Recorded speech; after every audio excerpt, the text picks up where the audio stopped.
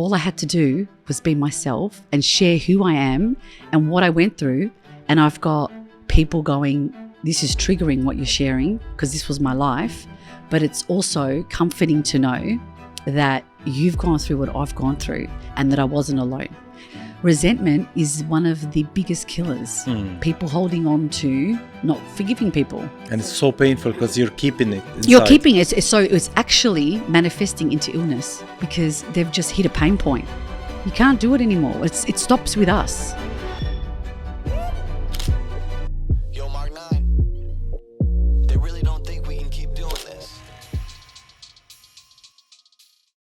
قبل ما نبلش حابب أشكركم كتير على دعمكم الدايم. اشتراككم بالقناة بيعني لي كتير وهو اللي بيخلينا نستمر لنقدر نقدم محتوى بليق فيكم. فشكرا. So you have your own podcast? Yes, I haven't been on it for a while, but yes, I have my own podcast. وبس كنت أحكي like all things to do with mental health and confidence and oh wow. Yeah, and to help people like to get out of, you know, their mindset, self-love, or جيب other people on the podcast as well. Oh, okay. Yeah. So you get guests. Because I'm a life coach and breathwork facilitator. That's my job. And then from that, that's your job. That's my job. Oh wow. Yeah. So I've like, it's funny because when people come to see me, بنزلهم بالبكي, like crying. بشيل something من childhood, you know, بتكون عمرك 10 سنين وما بتعرف إنه that was really bothering you وهاي اللي عم بتخليك ما توصل اللي وين بدك توصل. Yeah. Because it's been holding you back. بيك قال لك أنت حمار, أنت stupid. بعدك فكر حالك حمار, for example. Oh wow. You know, and so بترجع بتحكي معه لهالسبب بتقوله لا. أنت مش حمار. أنت منك حمار. بيك ما عارف كيف يحكي معك. Like you think it's nothing, but it's such a big deal. وبيبكوا and like you go بتفوت لعندهم like to their heart. And then now I'm making people laugh. Like the polarity of that is insane. But don't stop. I mean, you didn't I'm stop. not stopping. I don't do one-on-one because كمان بتعب listening to people's problems, sexual abuse, and it's full on. But I can't stop the comedy now. Like when I'm going to do a show and a big stage, I want to tell people when I've got them in front of me, you know, you can do what you want to do. You just have to believe in yourself, you know? So I want to wait for the time so I can do it on a bigger scale. I do retreats as well. You know, this is a big thing. Today I was watching Victoria's Secret and I've seen Ashley Graham. Yeah. If you know her. I think so. She's a model. She's a model. Yeah. She's a plus size model. But I've seen her now compared to the first time she was modeling when she was fighting about the body shape and and she's the first model who made it to the cover of I think Sport Illustrator magazine as the first curvy model. Yeah, right. Yeah, and I've seen her now walking on catwalk. I've seen the confidence in her you know, in her expression, in her face. Yeah. She has like a lot of confidence. Is just because she believed in herself. When she started, she wasn't that much confident. I mean, she was fighting for it. Yeah. But now that, I mean, with her confidence, there's a lot of acceptance. Now people see her so beautiful. Yep. And she doesn't really, she's unapologetic. She doesn't care. I mean, she has a beautiful body. Yep. But she was insecure at the beginning because she's oversized model. Yep. But now she's embracing it in a way that it shows. Yep. And it's all what you said. It's 100%. like you have to believe in yourself. So I'm exactly the same. I was size 8, like bikini body. مشان بمزح. Now I'm size 12. And I would never, ever had shown up the way I do now with my body if I didn't work on myself. Because وقت ما كنت size 8 كنت تطلع هون وهيك. فكر حالك ناصحة. You think فكر حالي ناصحة. And I was 55 kilos. Yeah. And now I'm 75 kilos and I'm more confident. But what's funny is it triggers people that have not done the work on themselves. إنه كيف هيدي بتطلع like جسمها إنه she's so confident or like جسمها. Do you know what I'm saying? No, what triggers them? Because they would never do it. مثلا امي بتقلي ليكي روحي دعفي كيف طالع هيك وما تلبسي هيك مام I'm not saying because that she can't do it because she can't do it because هي بتضل تقول لك no أنا ليك جسمي and I just think to myself بنكون على الغدا يعني إذا متنا and this is how you're thinking now like بنكون على الغدا بتقلي ما يا الله أكلت خبز ما كان لازم يأكل خبز يا الله ما كان لازم هيك it's like امي خلاص like oh my god you are like wasting time so much time on your weight. And when you die, you know, if you were dying, are you هتقولي إنه يي منيح ما أكلت الخبز last week? Like, who cares? Don't get me wrong. I still want to lose the weight, but I'm not going to like not show up because هيدا كله مبين. I'm شايفة حالة. I'm not silly إنه هيدا كله مبين or هيدا.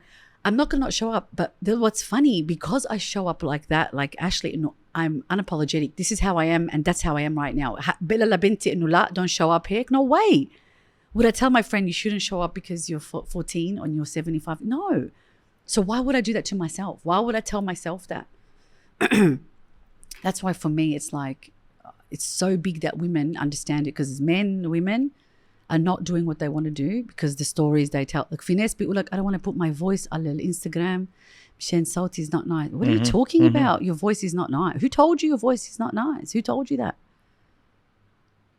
Yes, I mean, I think that's why the podcast was something important for me, because I was like first opening like the space for people to talk, and the relatability that they give like to the other people is empowering. So and whenever I have a guest, and then sometimes this guest is like a famous person, all right, and then he comes to the podcast and he's telling you, you know what, I'm afraid of this, I'm shy here, and then he cries and he shows this vulnerability, which is so empowering to other people. And then people will say, oh, I thought that guy is like a king or a queen or whatever. Yeah. And then you find that no, we all have the same insecurities, the same weaknesses. Exactly. And the other thing is, on top of that, is we've been taught, especially Arab and Greeks and Italians, it's culturally إنه ما بتنشر غسيلك برا. Is that what you say? غسيلك الوسخ. Yeah, you don't let people know شو عم بيصير مع جوزك. You know what I mean? Like, so if I'm going through a tough time وما معنا مصاري, it's happened, we could not tell anybody. ولا أمي ولا خي, because that's embarrassing. إنه نحن عنا الكرامة إنه شو كيف بدي أخبر, أو نحن we're going through a tough time. I'm متخينة ولا I've got depression after having a baby. We can't talk about it because we're going to get judged. But the truth is, when you show up vulnerably مثل ما قلت, and I can see you, أنا هحبك أكتر. That's what people don't. When I see the soul, your soul, and you tell me and you share some secrets with me and you be vulnerable, I actually fall in love with you more, because now I have a deeper connection, not surface level. كيف الطقس برا, how's this, and you know. Yeah, but we're afraid to be judged because we actually judge each other. That's right. That's the problem. And also there is the image, the fake image that we draw for ourselves. Yeah. Especially on social media. Yep. So when you put that image, whatever is the image, is like you could like show that you're wealthy, you know, right. And it's not true. And then how to maintain it. So whenever you're not feeling well about your financial thing, you can't show it. Yeah, exactly. And you have to fake it. And the thing is, people put you on a pedestal. And when they put you on a pedestal, you get afraid to show them who you really are. Because it's like, even when I was doing my breath work, people thought because I'm so deep in the work, إنه ما بزعل ولا بعيط على أولادي. But I'm a human being. I'm still going to get triggered. إذا بنتي she does something, I still get upset. I'm not saying it's right, but I'm honest about it. And I say, yeah, I still yell. And I'm working on that. You know, I'm trying to be better. But if you grew up in a house where they were screaming, that's your response. That's your natural response. That's how it is. Ma بدربون, you know, that's a better step than what my parents did. But yeah, but that's the thing. Yeah, people start to create like these. They romanticize about who she is. I bumped into someone at the supermarket yesterday. I was telling her I can't afford the schools here. It's just too expensive. We'll have to homeschool. No, you're rich. I said, you don't even know me. She said, I know, Najwa, I seen the videos. I tell her, that's a green screen. هيدا مش بيتي. تشوفي بيتي بتقولي, oh my God. You know? And so I've just realized, even with my character, people are under the illusion that she is this rich, wealthy woman, because that's the role that I play. And it's my mum who does have money, you know? So it's so crazy that people have their own, like, they will put you in a box and then you get scared to show them who you are. Exactly. Yeah. You get stuck there. Yeah. And, I mean, also when you get known, you get invited to so many places, but you're actually getting invited for free. To be in this fancy restaurant. And this is what happens to me. I go every week to an amazing place. I saw some nice ones that you went to actually. Yes, so I'm not paying, guys. I don't have the money to go every week to these places. But you're not going to say that I'm not paying for these guys. You can't. You're showing the restaurant. So it's not like you can say it. You know what I mean? No, I don't say it, but people think, oh, the guy is rich, you know, and he's living this lifestyle. Yeah. It's an illusion.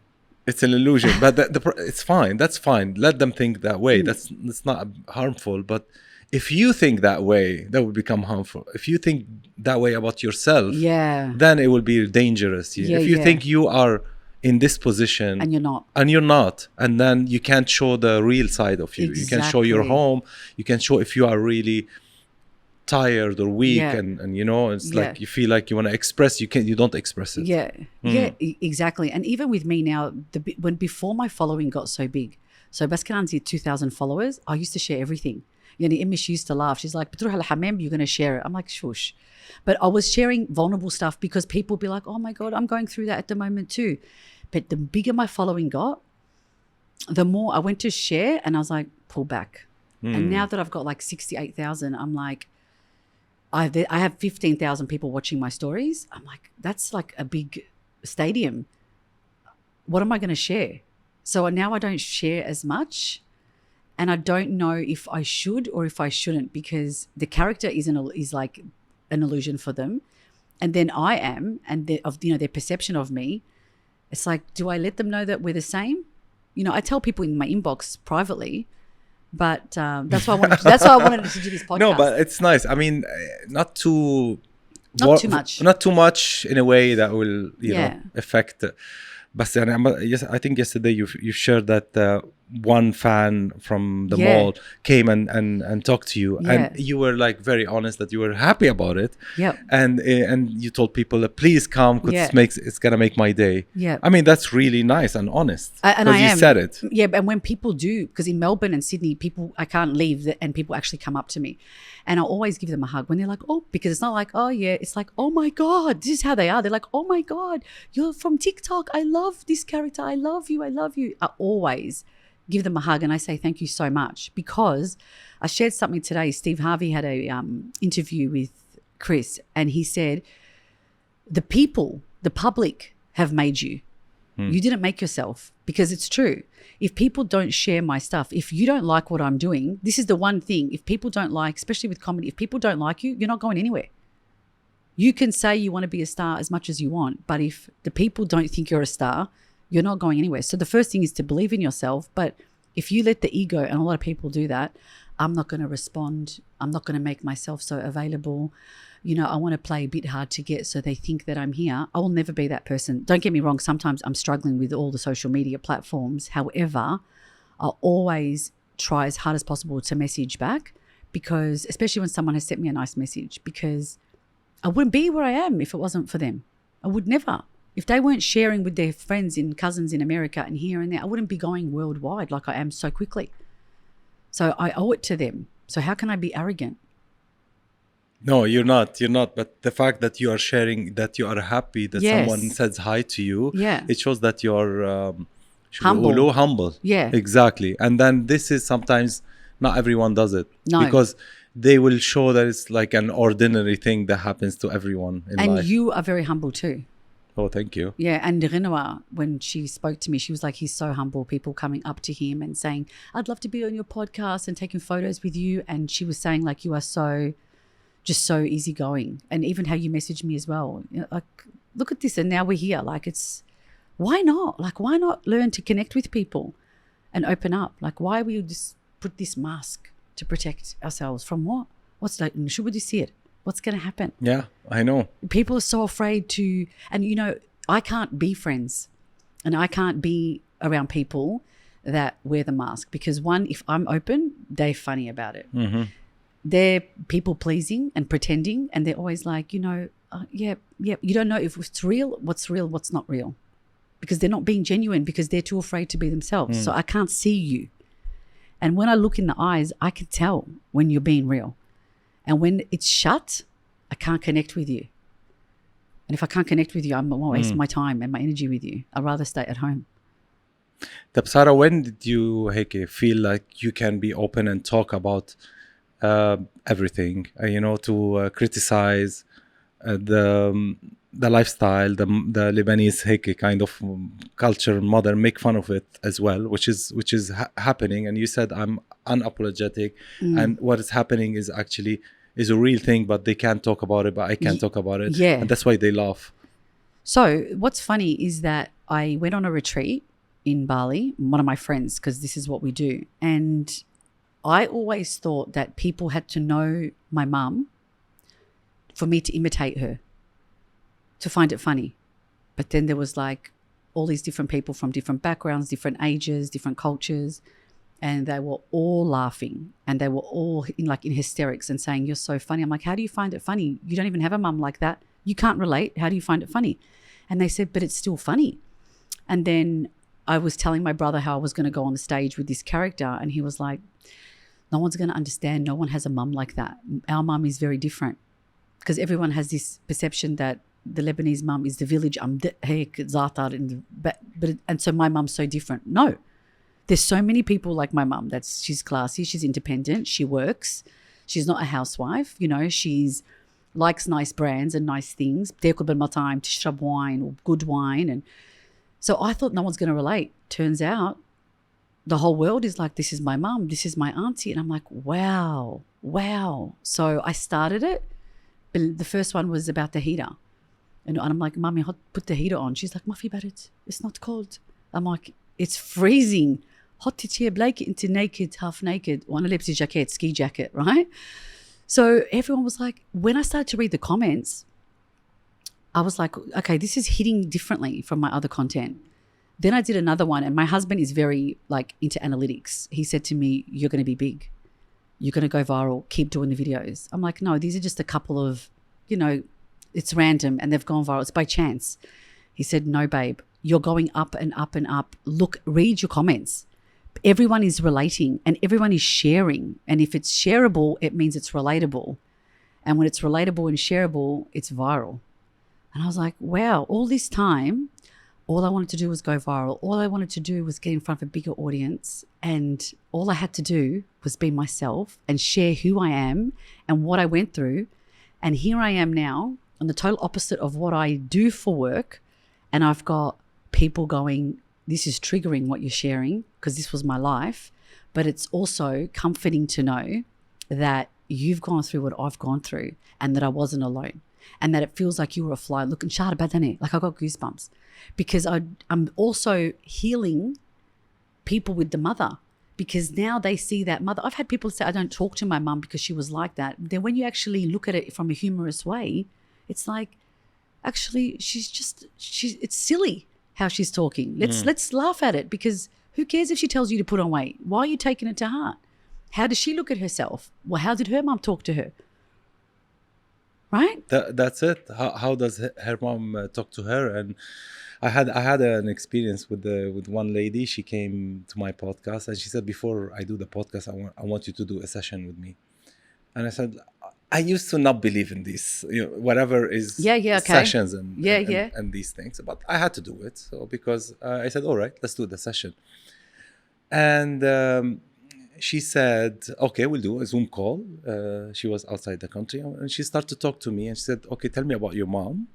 I want to tell her about my mom, and then she said, "Tell me about her mom," which is my grandma. I was talking about the grandma, and she told me, "Okay, I want to tell you to wear a jacket and pretend that this jacket is you're going to be your mom, and then talk to her mom," which is like, now I'm the mother who's talking to her mother. Oh, wow. And I was like, "Okay, what would you tell her?" And I was like telling her. So you're being your mum? Yes. Talking to first your grandma? I talked to my mom first. Yeah, right. I talked to her. Yeah. And then she put me in the jacket of my mom. Okay. And I talked to her mom. Yeah, wow. And I was blaming her for things she did for my mom. Wow. And I was like giving her reasons also. And she said, "You need to forgive her." And then when I knew what happened to my mom, I forgive my mom what she did with me. Yeah. Oh my God. You know, and I was crying like a baby. I was going to say you would be 100%. I was crying like I don't know, like I was saying things. Not all of them I know them. I know. But I feel like my mother went into this situation. I felt like So I started to forgive my mom because what she did with me, like all the things that I didn't like, it was actually happened to her in the past. That's so powerful. And I was like, oh my God, I didn't believe in this, but I was crying. She said, it's okay. So I was like, I don't, I don't do this. It's so beautiful. No, everybody needs to do this. But we need to forgive, and that's the point. Yeah.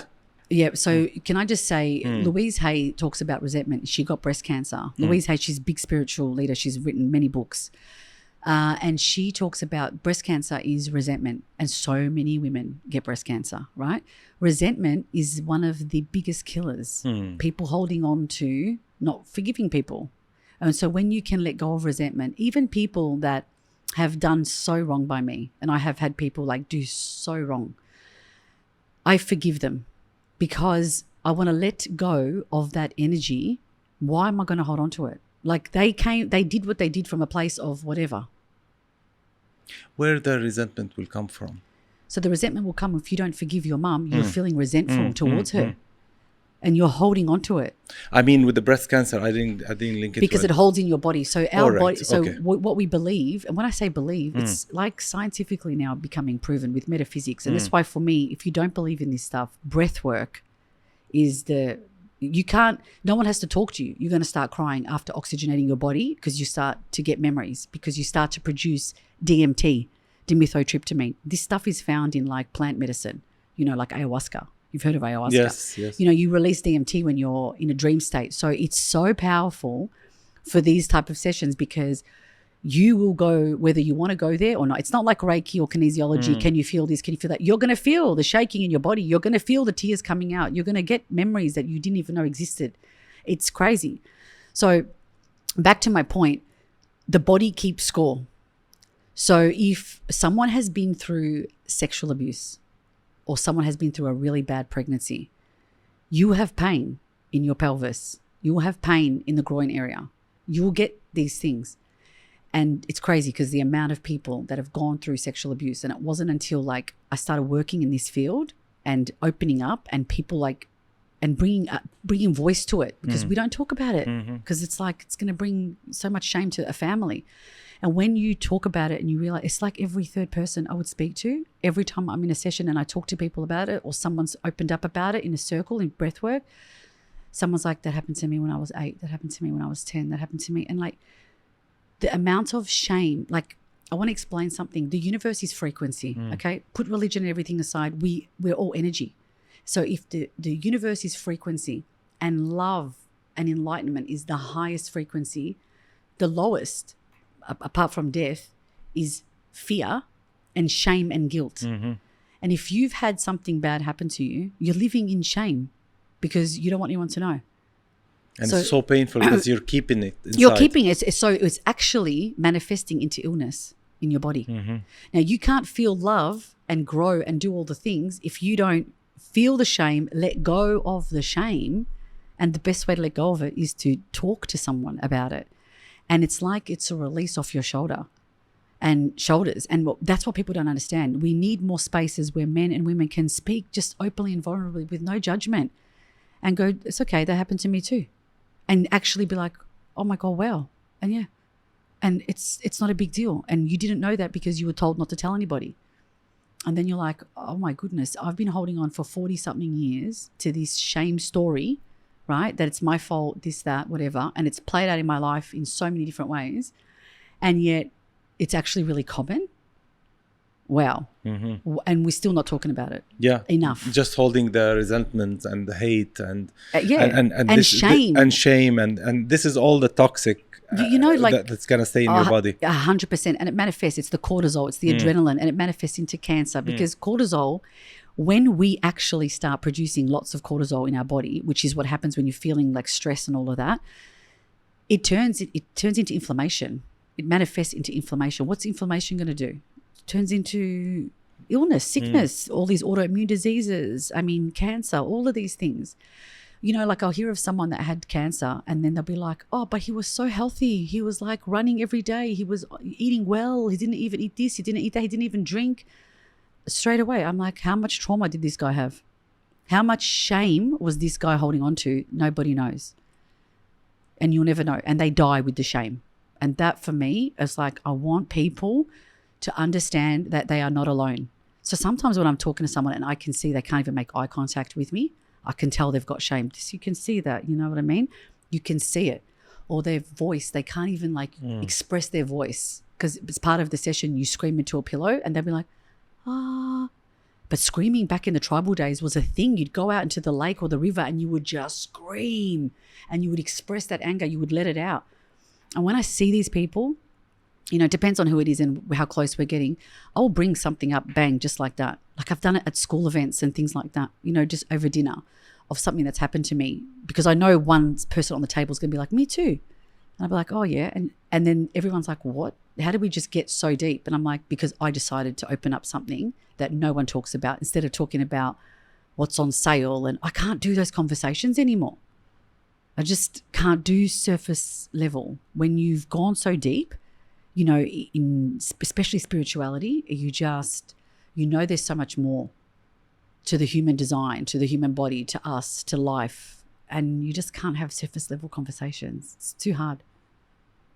And yeah, you see how it will manifest itself physically and mentally on our bodies, on our behavior, on our relationships. Yeah. You know how much it will change your decisions in life. Yeah. Because you can get better if you feel better, if you know that you deserve more. Yeah. You can get a better partner in your life. You can get a better job in your life. Exactly. You can show up. I see people doing like cooking, but they say, I can't show my face. But you would do so much better. You'd end up selling a cookbook and not having your day job if people saw your face and heard your voice, because what you're doing is amazing. So where is it pulling you back? Where is it holding you back? If I had not done this work, I would never have started Instagram. When I was pregnant and after my pregnancy, this is when someone was taking a photo. This was me. Don't take a photo. No way, don't take a photo. And I saw one photo of what I looked like. I wasn't even big. I was all baby. But the Lebanese especially were like, you put on weight, like هيدا وشو صار فيكي, and oh my God. And they really affected me because I had not done the work. Now I would laugh. And I'd be like, it's okay, don't be scared. What are you scared about? I can lose it, you know? They're harsh. They're very harsh. And that's what's happened. They don't know how harsh they are. No, they don't. They think they are actually teaching you something. You know, why don't you fix yourself or something? That's like for them, that's they are doing good to you. My mum thinks she's doing me a favor because she will pull it on me. She's going to listen to this, but she will put it on. إنه أنا بديك تكوني healthy. إنه بديك تكوني healthy. ما يصير معك diabetes. Look at your cousin. Look how amazing she is. They do that as well. So they compare you with someone else. Like شو اسمها بتركض 10 kilometer. Like ما فيني أركض. شو بديك فيي حلي عني. So yeah, they compare, and like that's such a big no-no. If I ever do it to my kids, like I try sometimes to slip it in, you know, she goes to bed so early, why are you giving me a hard time? Don't compare, mummy. Like they will pull you back, this generation, so tough. And I'm glad. And if someone says to my daughter now, like, you know, you're looking good, you know, يمكن كانت أكتر, you know, like she's lost a bit of weight, they might just say this, like, you're looking better, you're looking good. Why didn't I look good before? Yeah, like you have to be so careful. And if we said any of the stuff that our parents said to us, they'll have eating disorder. They'll be in the hospital by then in the teenage years. Yeah. Like you can't do it anymore. It stops with us. It stops with us. The more we turn the light on that shadow, that darkness, it's no longer dark anymore. So me talking about it, the connection that people are having with me, I can see now is on a deeper level. It's not just laughing. They're saying to me, like, you're bringing joy to us because they can relate and they feel seen. Because you have the voice. You're giving them the voice. Yeah. That's why they're laughing. They know everything you're saying, they know it. Yeah. You know, but they can't really say it. No. Although it's in front of them. Yeah, exactly. And they don't know how to deal with it because it is confronting. When someone is pointing out your flaws, the thing is, it's very hard to be like, okay, you don't need to tell me that. When you, that's like someone says to you, Bishia, your blue hair's ugly. It's not going to bother you because you don't have blue hair. But if I start picking on something that you don't like, let's say it's grey and you're not comfortable with your grey, you're going to be like, oh, because you're not comfortable with it, it hits home. So if you believe to be fat and now someone's telling you that you're fat, you can't stick up for yourself because they've just hit a pain point. It's like saying to a man, oh, you're so short, and he hates the fact that he's short. Like, you've just hurt him. How's he supposed to say anything else to that? So instead of it making them feel better and do something about it, it actually makes you go and eat and become more depressed. So this idea, like the whole ideology of I'm trying to help them, it's not helping. It's actually making it worse because you're getting them in a more depressive state, which is going to make them eat and not want to go out in public. And then it becomes this cycle of they just get worse. Yes, and usually your parents will help you with the things they couldn't do in their life as well. That's right. Yeah, that's exactly right. And they will be so angry about it if you don't do it because they haven't done it, whether it's school or whether it's something, in life, and they push you forward to do it. It's just like because they are angry about themselves as well. Exactly. So that's something that I didn't want to do because my kids, I can't say they're very strong in acting. And when I was young, I went to acting schools and I was like, I could have been an actress. The teachers came to my mum, they said, take her out, put her in NIDA in Sydney. And my mum said no, because fazaita, drugs, and, she thought I would get into the wrong, and maybe I would have, I don't know. And you wanted to be in comedy? No, I want to be an actress. I wanted to be on TV. Like I would play different roles. I was very good, like serious roles. But I was also the class clown. Like I was always funny, but I never thought of comedy because stand-up is something so daunting that not a lot of people go, I want to be a stand-up. It's very rare that you just think that. People tell you should be stand-up comedian, you should do comedy. And I never thought I was being funny. I was just a storyteller. And the way I told stories, I was very animated and I would do accents. And so obviously people would laugh.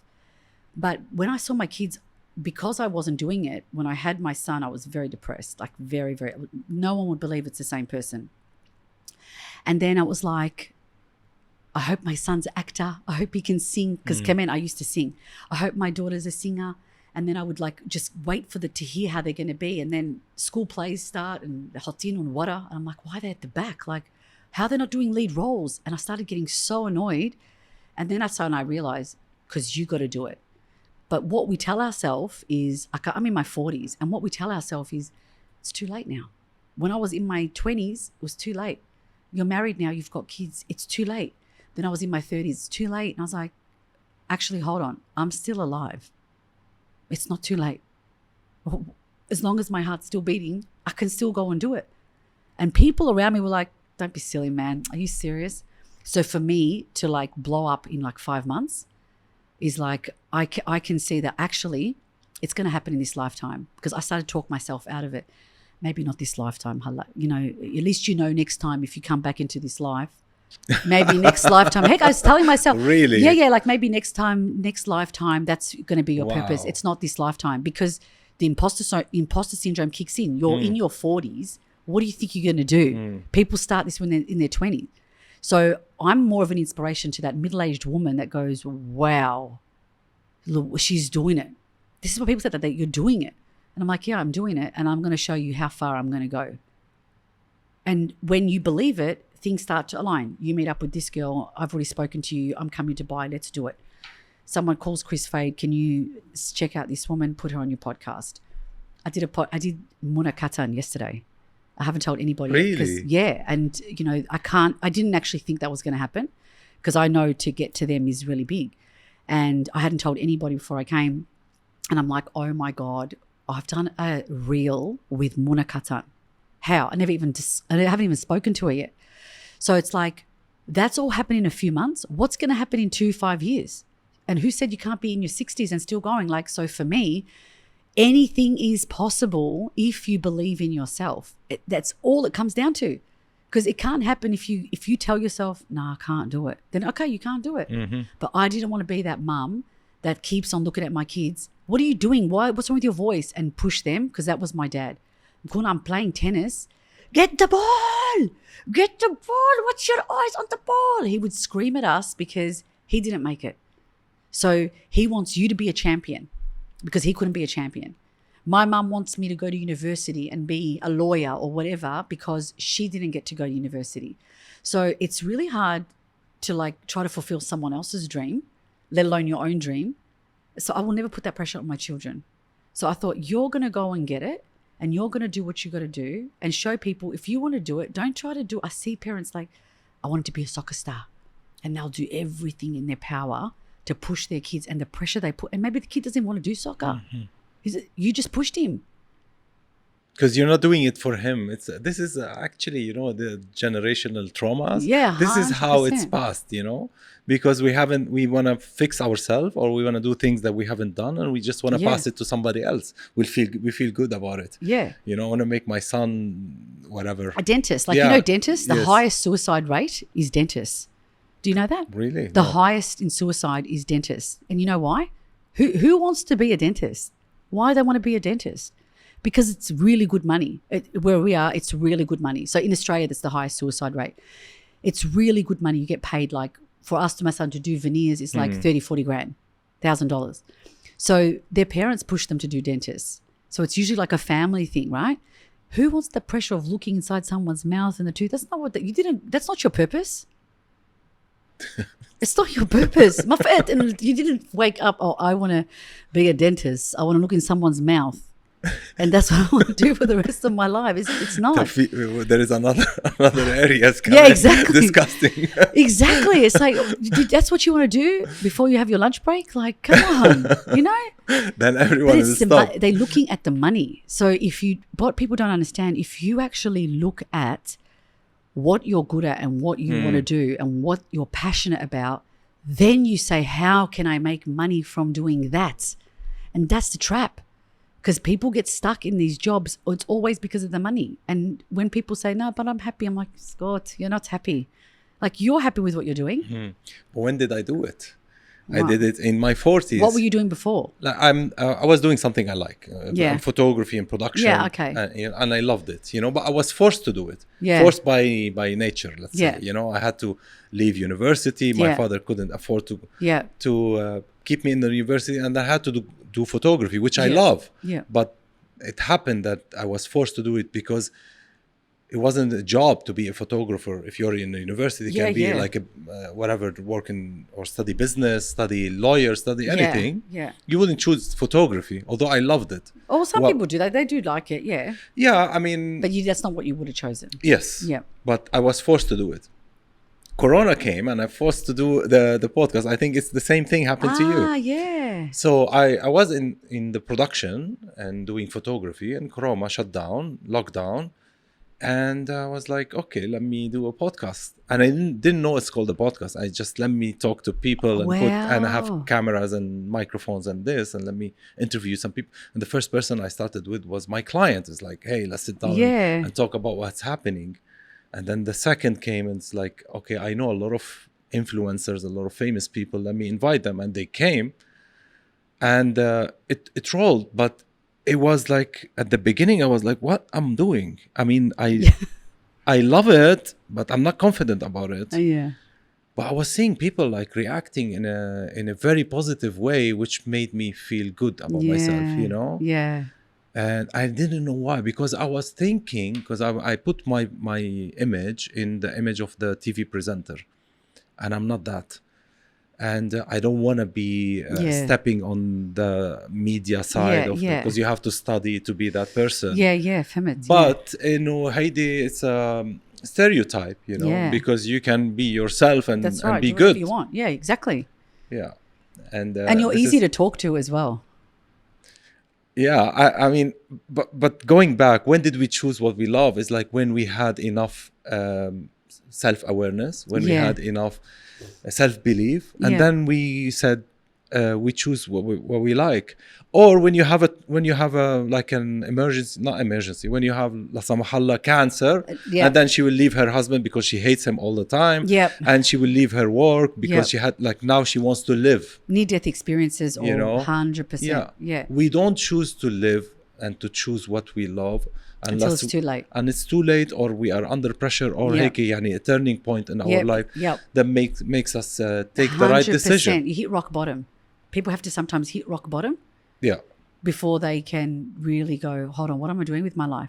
Something I tell my clients in the breathwork session, and I was listening to it so many times that I was like, actually, it would make me cry when I was talking to them, is you don't want to be 80 years old in a nursing home regretting. So like if you could speak to your younger self, so if I was looking at right now at my 80-year-old self and she's crying, my 80-year-old self, and she wants to talk to me, what is she going to say to me?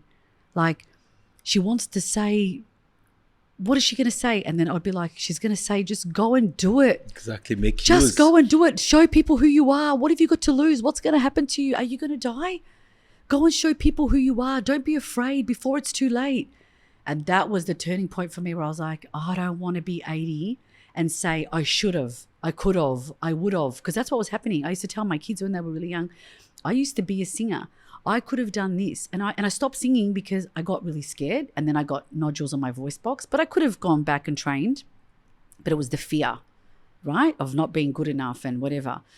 And that's the thing. It's like I just wanted to be like, I don't want to keep telling that story that I could have been. I was funny and I could have been an actress. I was saying it for so long. And people, even till like just a few months ago, messaged me and say, you should have been an actress. And I was like, I'll show you. بتكون شوفوني على Netflix أو الشاهد, because it's why I can still be an actress. I can play a grandmother if I want to, بعدين, if we're going to go that far. I don't think it will take me that long. But like, you see the mentality, you should have been. No, I'm going to be. Why can't I be? Why? Of course. You know? And when you're taking that, I love the attitude. Picture, the picture you draw. Like if you're 80, what would you tell yourself? Younger self. Your younger self. You'll tell them, look how young you are. Even exactly. if you're 40, look how beautiful you are. Exactly. You know, exactly. all of these things. And sometimes we use the imagination to go back to our, young self. Yes. And start to imagine, and if I go back and then I will change my life and do this and do that. But it's just a fantasy. You're actually leaving your 40 years old. Exactly. And not doing it. Going back and start like, if I do that, if I take that road or I do that, I'll be better. So you start to live in imagination because you don't want to change right now. Because you don't want the reality. Exactly. You don't want the reality and you're still not believing in yourself right now. Exactly. You just want to be a younger person. Yeah, and blame. Or change, or fantasize about it. Yes, we always do that. We go in imagination. Yes. It's like, I do it. Yeah. Like I go, if I was young, I will do this and this and this. But khalas, you can't go back. Exactly. You can't change it. Yeah. Stop fantasizing about it. Exactly. But what are you going to do now? Exactly. It's like stay in the present, because if you go to the past, you're going to be depressed. So you have to actually be in the present and go, what can I do now? Who can I become? And you can become whatever you want. Why do we Because don't you can't believe in change. this? Because you can't change the past. I know, but why we don't believe in the present? Because it's people just haven't been taught to be in the present. But think about it, right? If you think about this, let's say if someone has anxiety, like I saw somebody once in the supermarket, she was coming out, she kept breathing. I said to her, stop, slow down. And now just she started thinking about what's going to happen in the future. If you start thinking about the future, you also get anxiety. If you actually just think about the present right now, let's say right now I've got anxiety and right now I'm telling myself, think about the present. Sure. There's a microphone in front of me. There's a cup of water in front of me. There's a table in front of me. You're in front of me. What's happening right now? So when you stay in the present moment, this is a podcast, this would make people nervous, but if you stay in the present, there's nothing to actually be afraid about because you're right here. You're safe. You're safe. And that's another thing. People need to tell themselves that they are safe. They have to learn. Like a psychotherapist once taught me to actually pretend that there's someone inside you and actually just do this to yourself to comfort yourself and say, it's okay, you are safe, I got you. Because when we get triggered, it's something from our past, because a trigger means past. So if someone gets triggered, they don't even know where it's coming from. So then they're going to blame you. You said something, now I'm going to get angry at you. But the truth is, the trigger is a lesson for me, because if I'm still triggered, then I've got to do some work on myself because something from my past just came up but no one's gone back and dealing with it. No one's going, hey, hold on, what's come up? Why is it upset me that, let's say we're dating and you got angry and you slammed the door. Now that would give me anxiety. Someone walking off on me because I need to talk. If you walk off on me, you've abandoned me.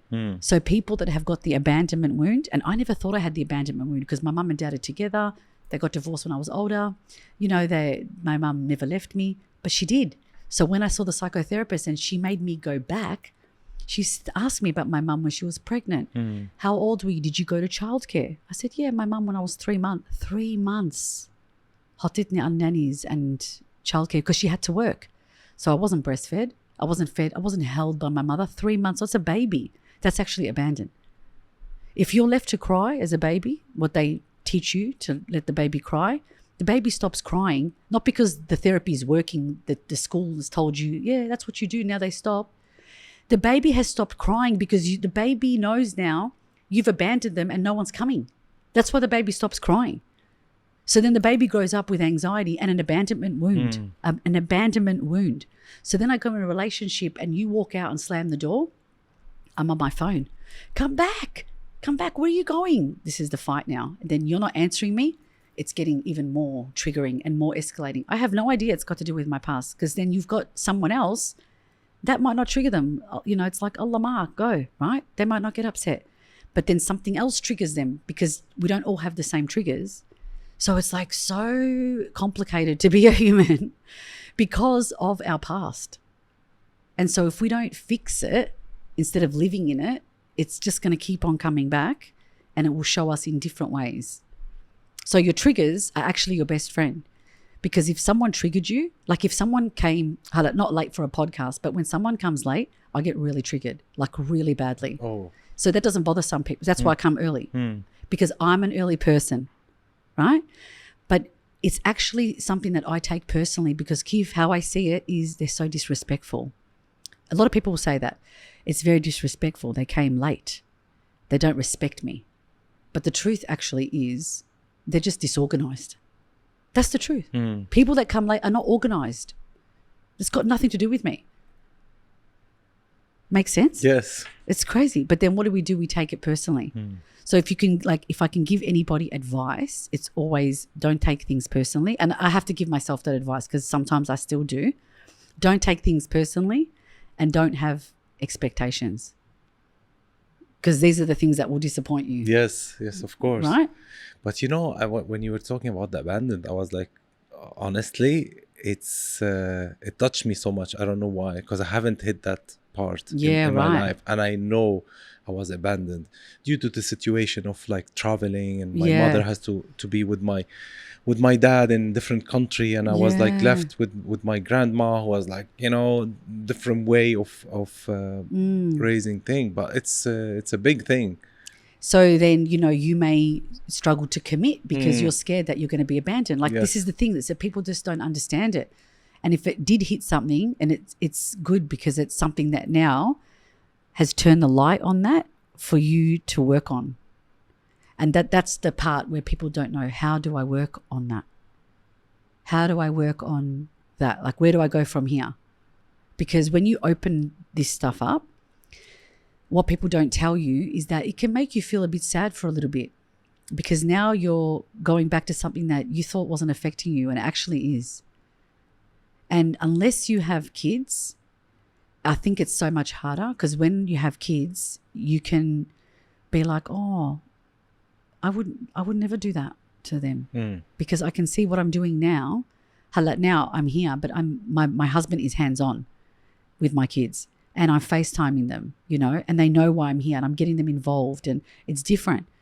So, you know, when they're aware, it's so different. But like being young and not understanding and then looking at my kids now, it's like now I can see what is affecting them and what isn't and what would have affected me because I can compare with the ages. So like, for example, my son is very similar to me. I have ADHD. Right now I'm really calm and I'm not digressing. Usually I'll be going from one thing to the other, but here in Dubai I'm feeling really relaxed. So Haram in school, he's really copying it. So the teachers are like, he's distracting others. He talks too much. He's not listening. Now, my mum is like, you've got to do something about it. I am getting upset and I want to pull him out of school because I know the feeling. And what happens is, for me, is that I know that he's a good boy. He's such a good boy. He's such a caring kid. He can't help it. Mish bi'ido. He's sporty. He's very active and he doesn't learn that way. He's smart, but he just can't learn in that environment. And he talks too much and he tries so hard to stop that feeling. I'm not going to give him medication. I've chosen I don't want to do that. So what will happen to him if he stays in the school is what happened to me. My score was so low, but I wasn't dumb. I just couldn't focus. And they would just, like, one of the teachers in the end would just kick me out of the classroom and he'd say, get out, before the class even started. They give up on that student, right? Yeah. So then I wasn't able to learn. So I almost failed year 12. So what's going to happen to him is he will grow up, if he doesn't have a mum like me telling him, don't worry about it, that you are not dumb, that school isn't everything, that you could be better at other things. You see builders now, they're making more money than, they can't even write. El builders, my God, developers, they're making more money than a doctor. So this idea that you have to go to school unless you are wanting to be a doctor or a lawyer and you need to get a degree, to me, I think it's an absolute waste of time, because you can still get educated and get an education by tutors and learning life skills. My daughter's cooking while I'm away and she's 8. That life skills are more important. Street smart is more important than being academically smart. I mean, my husband's got, a degree and he's really intelligent. He's helping me right now in the business, So I just think that people need to understand more about life in general, because there's just so much to it. Yeah, when you mentioned ADHD, because I was I was gonna mention it when you said abandoned. I wanna tell you that this will make ADHD to the person. Correct. Because ADHD is something that it's a mechanism in your body to protect you. So when you are a baby and you don't have you cannot defend and you cannot escape. So you only have is to distract yourself with something. That's the only choice, because a baby cannot defend himself or herself and cannot escape. So they are staying in the middle. And when they feel that they are in a dangerous situation, the only thing they can do is distract themselves, zone out, yes. And when they zone out, that's what creates the ADHD in their life, Yeah, so exactly right. So that's why there's so much ADHD. People are saying everyone's got ADHD, and the truth is it's actually, so it's not just abandon, it's trauma. So any children that have trauma, and people, this is another thing, people think trauma, like my mum, for example, she's like, "Inti my trauma?" And I'm like, and that's why a lot of people are doing funny videos about that. When the mum gets so defensive, you have trauma. Well, hello. And you're like, your childhood was bad. It's like, it's not about that. Trauma is, you leave the child to cry. You leave the child, you go to work. Children should be with the parents until they're 4 years old, actually, right?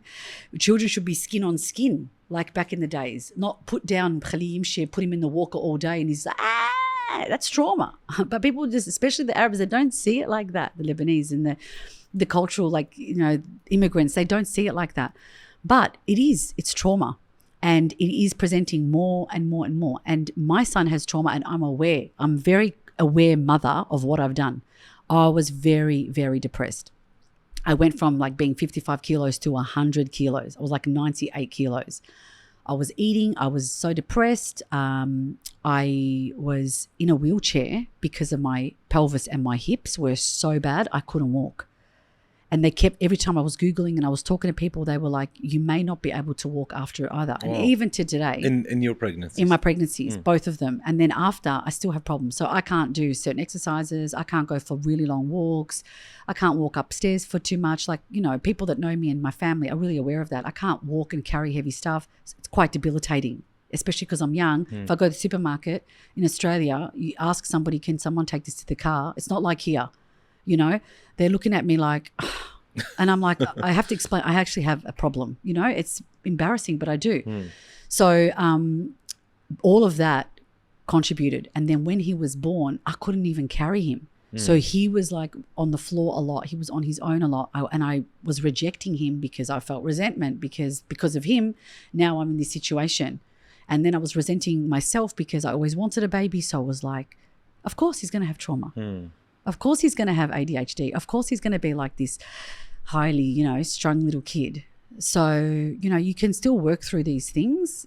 I just think that because sometimes people be like, ADHD is just it's a trend. It's like, be quiet. You have no idea. You can't help it if you're having a conversation. It's like a filing cabinet and there's so many files open. Someone explained it to me like this. It's like so many files are open and you go to one file and then that file reminds you of something else. So then you go to the other file. I'll go around in a circle. Yes. And people were like, my husband laughs because he used to be really annoyed. And it will freak him out because I'll come back after maybe 25 minutes and then the people will be like, wow. And it's good for comedy because you need to do that for comedy. It's good for creativity. Honestly. But it actually triggers people. I've been on dates before where like men would be, I was talking and I'm like, oh, sorry. Yeah. And then I try to explain, like, I'm having a conversation about what you're saying. Yeah, but I was talking. Wait till I feel like, get away. Like, this is how I am. I cannot change it. This is really good that I haven't done it through this podcast. No, you're doing great. I'm doing really good. But usually it is, even when I'd like hold spaces or like I would do online programs with women and they would be laughing. This is how comedy started because I'll be talking and then I would go from one conversation to another. And then I bring it back and they'd be like, oh, you are so funny. I'm like, I wasn't trying to be funny. Halla. What happened? So, it is what it is. I own it. But what makes you focus the most? What are the things? Because you said like I listen to people and do the breathing exercise and so does this, these topics like relate to you a lot? Big time. So today, and like this is what I'll do in the morning, I go out into the grass and I'll actually like get grounded. Especially when I'm feeling, I won't have like a lot of You've been coffee. funny about grounding, I went to the beach and I want to get grounded. So like I make fun of it through my character, but the truth is I actually am like that. So I will go to the sand and bury my feet in the sand. I was hugging a tree today. I want to do one with Najwa now doing that. Like I was touching the tree because the thing is the tree's got energy. So when you are feeling nervous, people don't tell you this, but you go put your hands, if you have anxiety, inside the soil. It is like electromagnetics. The soil grounds you because you're going to get this energy from the ground. I want to move to a country like Dubai because I am ruled by the sun. Like, not to get astrology and stuff involved, but I'm a Leo and I'm ruled by the sun. I love the sun. The sun charges me. It actually charges me. And when the weather is like London, our weather, I get depressed. As soon as I open the blinds and sometimes I feel down, my husband will remind me, he goes, you're not, babe, it's just because it's raining outside. I'm like, this is insane. When I come here, I feel alive.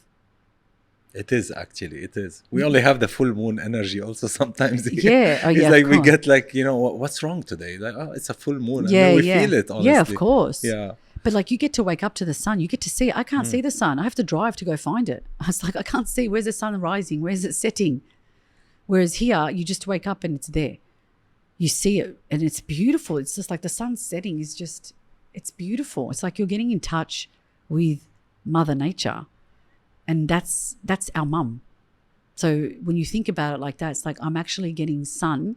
I'm getting energy from the sun. Like we actually, I taught this in my program, and there's a guy that talks about it, is that on our private parts, we should actually open our legs. I know it's crazy, in a private room, private area, and let the sun get into, I swear to God. And it's called like... I don't know. Yes. So you should go to Mykonos, I would say. So you can do it from your backyard. Maybe not your balcony. But like we do that in our backyard. Like it's actually like source of energy entering your body.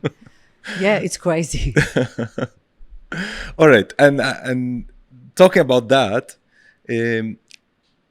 like the humor, Lebanese humor, it has some restrictions somehow, things that you can talk about, especially sex and other topics, how much the mix between you as a Lebanese and as Australian at the same time open up like in both ways, mixing the Lebanese humor with the Australian culture as well. Like who find it funnier, or who related to you more? Is it the Lebanese, the Arab Lebanese, the Middle Eastern culture? Not just Lebanese. I'm saying Middle Eastern, like all Syrian, Emiratis, Palestinian, like whatever. Even Italians, even Indians. Italians are very close to us. Yeah, but even Indians and Greeks, a lot of Greeks, because in Australia there's a lot of Greeks. But when I first started, I wasn't speaking Arabic. I was doing open mic. I was doing stand-up. And it was a little bit vulgar. I would never speak like vulgar, yani. Yeah, I know. Whisker, and like I remember my mum being at one of my sessions, and she was like, "Well," I said to her, I'm embarrassed. I actually said to her, "That's how it is. That's how it's got to be," because they were telling me as well. Like, so my mentors were actually telling me like you have to like have a shocking at the end of the sentence. So and my husband as well, he was like helping me write. I'm like, "Are you sure I should say that, hun?" He's like, Oh, okay. So I was like, "No, I don't want my kids to listen to this. This is not good."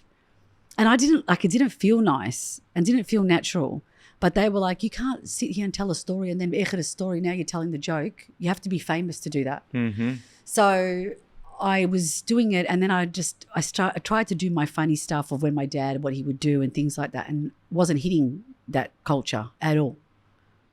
But the irony between the openness in Lebanon when it comes to nightlife and some other cultural differences, and you talked about it, and like when they go late night and you eat in the morning breakfast, and this one, and love that. These things that you don't do in Australia, you said. Yes, okay. But there are things you talk about in Australia that we find it like too, maybe open or to talk about. Like what? Tell me.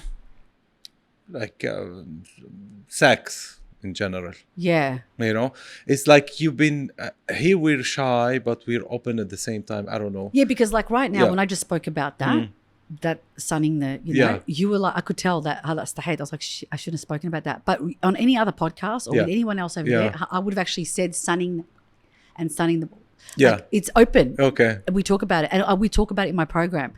Whereas you're right. It's like, I think that's something that I need to remember is when you're here, like, for example, it's really normal. I wouldn't say with the Arabs in Australia, but in Australia, even as me, for a woman to say, "I've got my period today." Whereas, you would just never hear that. No. Around that culture. Yes. And I'm sort of in two minds about it, because I feel like we've also downplayed that. If that was a man, you'd know that the man has his period, because he'd be proud. I've got my period. That means I can have babies. But like a woman, it's like you make it like it's a shame and we should not talk about it. And there's women that talk about this, is that when the men go to war and they used to come back all bloody, they're like proud, look at the blood. But then now when this blood comes out of a woman, it's like, don't say you have your period. It's why? It's like, why are we actually like, my dad took us out for Chinese dinner when I got my period because we celebrated it. Do you know what I'm saying? We actually celebrated, but like, I don't think in Lebanon, my cousins, their dad took them out to celebrate the period. No. He wouldn't even know they had the period. Not even mention it. Yeah. Exactly. But like, we've grown up, I didn't grow up very Lebanese. So my parents were very westernized because they grew up with a lot of ajanib. Like even in my work, like I had one employee a long time ago. She's like, "I can't come today. I have my period." It's like, okay, you know what? You can't. You're sick. You don't have to tell me what's the. See what I mean? So I can't even let someone tell me that. It's like, I know, but you don't have to tell me. It's fine, I get it. I get it. It's so funny. Yeah. I know. Sorry, it's so funny because I used to be like that, but I've also learned through this work that I want to be more open about it. I realize I've got a place, but like, for example, my son, he's 12, turning 13, we're talking about it openly, and he'll say, "Yuck, period, that's disgusting." But it's everything related to that area in the woman that we don't talk about it totally, like not even, it's a shame. I don't know why as well. I mean, it's private and it's but men talk about it, about themselves. Why is that so open? I feel like we can talk about men in that area, as in men talk about that openly. But when it comes to women, and that's what I mean, is that we shame the woman. Yeah, we shame. But we don't look into it. It's actually shaming It's the woman. pride. The thing is the man pride and privacy and this. We kept it all on that side. Yeah. So it's like very shameful to open and talk about it. Yeah. It's true. It's true. But it's, in Europe, it's not. I mean, you can talk about it and not give it that that much of Yeah, but that's so interesting how you said that she called you and she said, I got my period, and you were like, I don't need to know that. And she's like, what? I'm just letting you know. Yeah, like she's open about. That's funny. That's really funny. Yeah, because that's exactly how we are over there. It's like, I mean, not everybody, but yeah, we're really open about definitely those types of things and sexual stuff, and but how old are your kids? So my daughter just turned 9 and my son is 12. Okay, and they're still young. Yeah, but maybe you're not worried, or I don't know about Lebanese culture there and about like that lifestyle about when they are teenage, or if they want to have a boyfriend, going out and that thing culturally. So me growing up, I actually was allowed to have boyfriends. And I didn't realize, because I speak to other Lebanese and they're like, oh, wow, we were never allowed. My parents were quite open like that, which is really weird.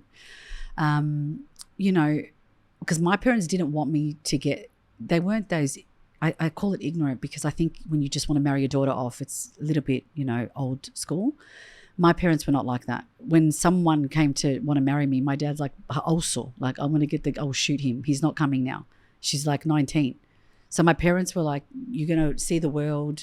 You're not going to get married until later. So, of course, like, I'm going to have and go into relationships, and they were fine with that.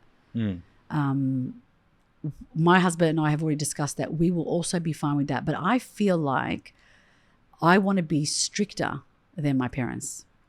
My parents let me sleep over at people's houses. My parents let me go to camps, whereas my husband wasn't allowed to go to camps or have any friends over. Was all only family. He grew up really traditional. Although he's the guy, but he grew up traditional, like Lebanese family. Yeah, no. And so I was allowed to go slumber party. But Australia, slumber party is so normal. Like, you just go, like, it's a party, you sleep over. And even if they don't know the parents. Whereas I know too much now that it's happening now, but there's no way I let my daughter or my son, or my son as well, So I don't let them. But is it an Arab Lebanese thing, or it's also the Australian as well? No. The Australians, they let them. It's Greeks. They don't let them sleep as well. So it's a cultural thing. Greeks are even stricter than us. Okay. Yeah, even stricter. But I tell you what I do worry about is alcohol. I don't like alcohol. I drink sometimes, but I don't like it. It doesn't agree with me. It makes me sleepy. My parents drink, so we grew up with it in the house, so I never really cared too much for it. But the culture in Australia is not like here with alcohol. It's really scary. Like, we were driving down the road and in the city, and I saw a girl, like, in a short little dress, running drunk, flat on her face. And she almost got ran over. And I just was like, I remember that moment. I said, we need to get the hell out of here and we need to move to the Middle East. I can't deal with it because it's scary for me the way they drink. They drink until it's cultural. They're slurring. They can't even stand up, and it's not nice, because if you want to go talk to a woman and you're a guy, go talk to the woman. But they're not confident, so they'll wait till they're drunk and then they'll go and talk to the woman. And that's ugly. And like, from now, I'm already putting that into my kids' head. Like, I talk to them about alcohol like it's drugs. Do you actually need it? Actually, it's like a drug, to be honest. It's so bad for the brain. Made it like socially legal. Acceptable. Exactly. It's so bad for the brain.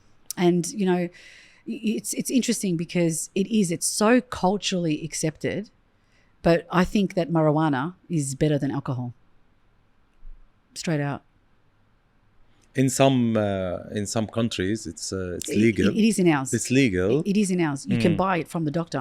It's actually medicinal. But alcohol numbs the brain. So when you're drinking from a young age, it also makes you feel depressed. And when I drink, and when I would drink... And it's addictive as well. Yeah. And what's funny is that I only drank because the pressure, the way that in Australia, if you're not drinking, it's like, come on, have a drink. Oh, stop it, as if you're not going to drink. And I'm like, okay, I'll have a little bit. And then you're realizing that you're actually drinking to fit into a culture that needs alcohol to feel better, or needs alcohol to numb from what they're actually feeling. Like, so it's culturally acceptable. Like, they come home, people will have a conversation like a mum, God, I had such a bad day, I got to go home and have a drink. صارت إنه like, it's not like it's a Sahara, let's have a drink بلبنان and يلا نفتح scotch. I love that. It's not like that. It becomes like, oh, I had a bad day, have to have a drink, you know, or they cover the drink and they come to the school at a function during the day in a water bottle. I've got wine in here. Or we go to a school thing. I don't go because they're all drunk. And when someone is drunk and they're like all over me, it makes me really uncomfortable because I'm not on that wavelength. You're all happy now because you've been drinking. I'm going to be happy without the alcohol. I don't need the alcohol to make me happy. So I feel like, you know, very few people can say that, especially in nightlife, you know, like I can dance, I can laugh, I can be happy, I can without alcohol, honestly. Yeah. Which is great, yeah. So when I was younger and I would go out, I would be friends with a lot of the promoters of the club and the DJs. And so they would always give me drink cards. And my friends would be like, don't waste it on Coca-Cola or water. Give me the drink cards and I'll buy you the Coke. I'm like, because I don't want to drink. And when I would be dancing on the podium and I would be having the best time, people would say, they think I had pills. They say, what did you give her? And they say, we didn't give her anything. They're like, she's drunk. She's hyper. She's just hyper. I would have, I would have like Coke or chocolate and I would be like, just so hyper. You give me alcohol and I'm like, and then I'm like headache and I'm like, because my body now I'm listening to it and it's saying you don't need it and it rejects it. Yeah. So more and more I say no. I get tempted with a cocktail because it's sweet. So then I'll be like, have a mocktail because the alcohol is going to make you feel yuck. You know what I mean? Yes. And what comes with the alcohol, that's the problem, you know, like the junk food and then tired. And then the burger, you feel like you want a burger with it. Yeah, burger, you stop going to gym. It's actually what comes after, exactly, you know? Yeah, exactly, 100%. Yeah, it's so true. OnlyFans. Why did I write OnlyFans? La. Yes. I feel like we've gone X-rated today. I want to talk about sexualizing things and the cheap available images that's all over. It's like now we really don't see any image. خلاص, the overuse of Instagram and all of these images. Okay, I don't know how to put it in a nice way. I know what you're saying. Like now a woman thinks to get some likes, she has to be in a G-string. Yeah. And so yuck. Yes, and it's actually, that's why I wrote OnlyFans. It's not because of OnlyFans, but OnlyFans is paid. This is not paid, you know. But it's the same. You're actually making things available and cheaper by exposing that much of it. Yeah. Wallah, when we were young, if we see like an image of magazine, I know, it's a party for us. I remember. Me too. You know, 100%. So now it's becoming accessible. It's everywhere. It's not talking about only bodies and sex, but it's also in fashion and everywhere. It's like the amount of images in our life is just making things less less exciting, I would say. The problem is though is that there's a market for it, and that's the problem, because that the men actually are liking it and they want it and they're there for it. And so then I would hate to be single now as a woman, because the poor women that are good girls and are looking for someone, and they say there's none out there because they get whatever they want. They are getting it from cheap places and But it's in also Dubai as well. It's not only it's a problem for a woman and for men. So the man, it's accessible for them. The woman is actually making it.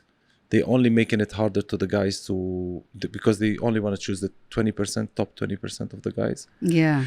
And they are looking for the person who just rich and have money. And that's here. It's not like that. Amna. That's here. I've heard. It's not only here. It's everywhere. In Lebanon too. It's not like that. It's not like that in Australia. No, it's not like that. The girls are not like that. I'm saying it's on social media, so it's everywhere. No, but the women that are looking for the rich man is very big here and in Lebanon. Yeah. Like my husband didn't even have a job when I met him. He didn't have a job. But it's not only here. Yeah, but I mean هيدي الكماليات أو the pretentious heck. Yeah, pretentious, the artificial things. It's like it's an fake image on social media. It's affecting minds and yeah, definitely, because people believe what they see. We'll talk about it if you want to, because I'll tell you what happened to me yesterday. Yep. I was walking out of the studio, of someone's studio, and I was walking out of the, that sliding door, and the assistant that was with us took the photo. And as she took the photo, I was like so excited. I was like, as she got my face, and I posted it. I was carrying a Louis Vuitton bag, as in a shopping bag, but I didn't buy a Louis Vuitton bag. What was in the Louis Vuitton bag was my shoes and my wig from the collaboration. And it was so funny. People were like, oh, wow, look at you, getting Louis Vuitton. And I was like, no, I didn't get Louis Vuitton. And that's not even my bag. I never even bought a bag from Louis Vuitton. That's actually just the bag that I was carrying my stuff in. And so there are some people that would not have even asked me or said anything. But then when I go back and look at the image, I was like, oh, and I don't like that. And I was like, oh, it looks like I just came out of Louis Vuitton because I said stay tuned. But I'm like, no, man. And this is the problem, is that people believe what they see. And to be honest with you, and this is going to rock the boat for a lot of people, if you need to be posting all of these boxes, unless you're promoting, like I know Joelle, for example, she promotes for Hermes, doesn't she? Yes. Unless you're promoting is different. But if you're just having to post every time you go shopping and every time, like I like to post food because I love food. Even that I'm getting less with.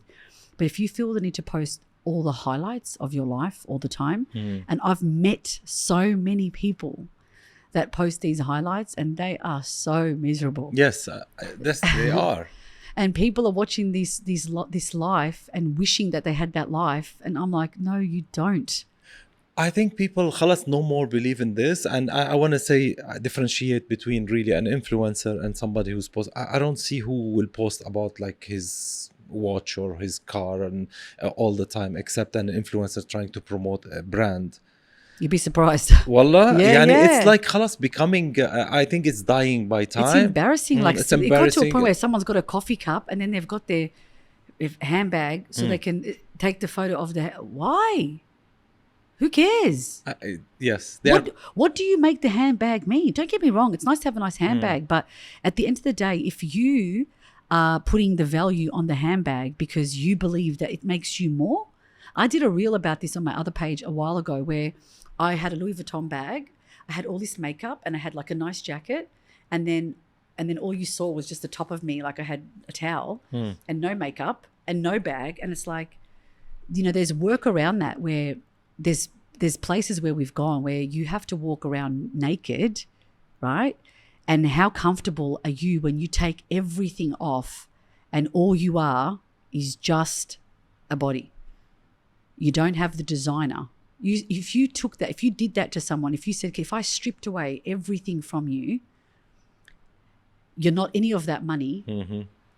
Who are you? Because they're nobody, because they need all of that to make them. If you're someone that's worked on yourself and you can afford all this nice stuff, why not? Absolutely. But we live in a society where, I'm sorry, you see people, they can't even pay their mortgage. Lepsin shahata slides, like slippers, and they've got the designer bag, and they're living out so far in the suburbs, which means you actually are not from that caliber, right? So I'm not talking about the people that have got lots of money and no. A Hermes bag is nothing. It's a culture. Because like I used to always say, actually this is funny. I walked into the shop with a friend of mine. She wanted to return something at Hermes. I don't even know if you're saying it right. And she said to me, my daughter was with me, and she's like, get these shoes, mummy. And I said, no. And I was getting really angry because she kept saying, what about this, Mum? Can I get this one? And I was like, oh my God, I hate to say I can't afford something, but I said, no, but they're really expensive. And she goes, what are you saying? Are we poor? And I said, no. And then when I went home, I said to my husband, I felt really uncomfortable because Shahira kept asking me, and I had to keep saying that, no, it's too expensive. We can't afford that. And, she was like saying, are we poor? He goes, why did you say that you can't afford it? I said, because we can't. He goes, no, but that's not the truth. The truth is we can afford. Right now you can go and buy it. But we choose not to spend on that because we've got other things we're trying to build and we're trying to do this and, you know, build like for our future. So that's what you tell her. Yeah, it's not the priority, but that's what's toxic about it, Sarah, is like, especially in Lebanon. All right, so the guy has to really show off in order to impress a girl, and the girl, she's always showing off that bag or whatever, the Cartier bracelets and all of that. And if you're not that, you're not good enough. That's the problem. That's why it became a priority for a guy to have a fancy car. It's a priority, even if to wear a Rolex, even if he can't afford it. That's terrible. That's the priority, you know, because that's the only way they will get attention. They will get laid. They will get whatever they want. Yeah. Anyway.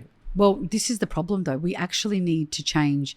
So me bringing up my son, I'm really instilling in him how it's not important. These things aren't important. And if you meet a girl that's going to make that important, then she's not for you because her mind is small. It's simple as that. Because I don't want my son to fall into that trap where he has to go and work extra hard and kill himself or want to go rob a bank or deal drugs so that he can go buy her a Chanel $20,000 bag. Yeah. Like, are you for real? Like, and you know that comes a lot of the time from people that don't come from money. People in Shabanin, right? Because my mom always says to me, Novorish, my mom always says that Novorish.